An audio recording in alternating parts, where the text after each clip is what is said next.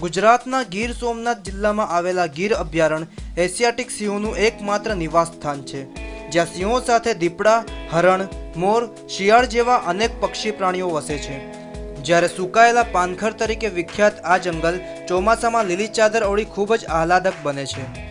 मैं ये कहना चाहूँगा कि ड्राई डेसिडुअस फॉरेस्ट होने के कारण जो पानी है और ख़ास करके जो रेनी सीजन है इसका बहुत महत्व होता है।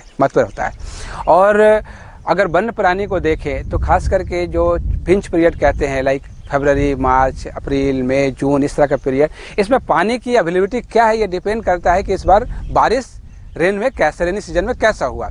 तो मैं ये कहना चाहूँगा कि इस चौमासा में एक बहुत ही खुशी का माहौल है और एनिमल का जो बिहेवियर ऑब्जर्वेशंस किया है इससे पता चलता है कि रेन्स को काफ़ी अच्छा से उन्होंने स्वागत किया है और बारिश इस बार इतनी हुई है कि मुझे श्योर है कि इस बार चौमासा के कारण पानी का प्रॉब्लम ज़्यादा।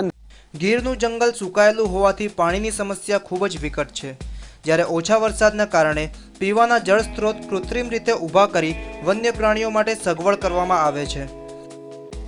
અત્રે ઉલ્લેખનીય છે કે આ જંગલમાં ચોમાસાનું વિશેષ મહત્વ છે। ચોમાસાનો વરસાદ જ નક્કી કરે કે આવનારી ઋતુઓ વન્ય પ્રાણીઓ માટે કેવી હશે। बेसिकली क्या है, ये चौमासा का पीरियड में बहुत से प्राणियों का एक मैटिंग पीरियड होता है, तो इसलिए भी एक बहुत ही महत्वपूर्ण है। और आप अगर देखें तो गिर जो कहते हैं ना कि हमेशा से लोग जो समझते हैं गिर एक ब्राउन कलर का एक सूखा पानखर देखा है तो हमेशा ड्राई देखते हैं, लेकिन जब आप गिर को चौमासा में देखें तो एकदम लीली चादर होती है और एक अलग इसका रूप होता है। इसलिए मैं कहना चाहूँगा कि ये एक बहुत ही सुंदर दृश्य होते हैं।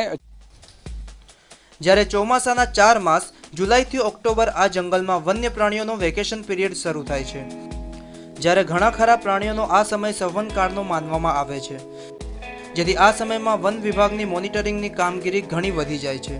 જ્યારે ખાસ ગાર્ડો વન્ય પ્રાણીમાં કોઈ બીમારી કે મુશ્કેલી નથી અને હોય તો તેને રેસ્ક્યુ ટીમ દ્વારા જંગલમાં સારવાર મળી શકે તેવી વ્યવસ્થા થાય છે।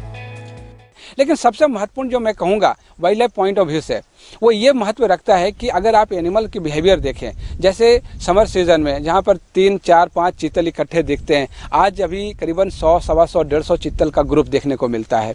इसी प्रकार से जो दूसरे अदर जो वन्य प्राणी हैं उन सबके भी ग्रुपिंग में रिग्रुपिंग में एक बहुत ही महत्वपूर्ण होता है। सो चौमासा एक ऐसा ऋतु है जो अगर नबड़ा हो जाए तो शायद बाकी के जो 2 सीजन है एनिमल का एंजॉयमेंट शायद कम जाएगा, क्योंकि हर एक ऋतु का अपना महत्व होता है। जंगल में प्राणियों का एक अलग अलग सीजन्स होते हैं, लेकिन चौमासा कैसा है, बारिश कैसी हुई है, इस पर एक बहुत महत्व रखता है जी। अगर बहुत ज़्यादा बारिश हो जाए तो भी संकट है, अगर ना बारिश हो तो भी संकट है। तो इसलिए इस साल कम से कम खुशी की बात है कि करीबन 1000 से 1100 mm के आसपास में जो रेंज हुई है ये एक बहुत ही खुशी की बात है।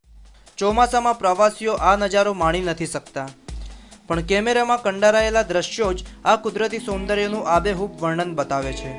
ખડખડ વહેતા નદી અને ઝરણા, રસ્તા પર પસાર થતા મોર, તૃણાહારીઓ માટે વર્ષ વીતે તો પણ ના ખૂટે તેવું કુદરતે ઉગાવેલું ઘાસ, મોરના ટહુકા, સિંહોનું ત્રાળ, આ તમામ વસ્તુ માણવી એ પણ એક લાવો છે। જો ચોમાસું નબળું હોય તો પ્રાણીઓ માટે ઉનાળા અને શિયાળાની સિઝન ચિંતાજનક હોય છે, પણ આ વર્ષે સાસણમાં મન ભરીને વરસેલા મેઘરાજા 1100 મિલીમીટર વરસી ચૂક્યા છે, ત્યારે હજુ પણ વરસાદી મોસમ ચાલુ જ છે, જે એક સારા સંકેત સમાન છે। પ્રાણીઓની વાત કરીએ તો એકાદ બેની સંખ્યામાં જોવા મળતા હરણો 100 થી 150ના ટોળામાં ભેગા થઈ વરસાદની ઋતુ માણી રહ્યા છે, જ્યારે લીલા પત્તા અને ઘાસ ખાતા વાંદરા હરણો માટે પણ ભરપૂર ખોરાકની સગવડ થઈ ગઈ છે। માંસાહારી જીવો અને પક્ષીઓ માટે પણ વરસાદ સારા સમાચાર લઈને આવ્યો છે, જ્યારે સિંહો તો વરસાદમાં ખૂબ જ ઘેલમાં હોય તેવું ભાસી રહ્યું છે। વેકેશનના અંતમાં મોટાભાગના પ્રાણીઓના બચ્ચાઓની કિલકારીઓ પણ સાસણ જંગલમાં ગુંજી ઉઠશે, ત્યારે સાસણ DCF ડૉક્ટર સંદીપ કુમારના મતે આ ચોમાસું ખૂબ જ સુંદર ચોમાસું કહી શકાય, જ્યારે આવનારા મોસમમાં પણ પાણીની સમસ્યાથી મુક્તિ મળશે તેવો વિશ્વાસ તેમણે વ્યક્ત કર્યો છે। ધ્રુવ જોશી, ન્યૂઝ ઓનલાઈન, ગીર સોમનાથ।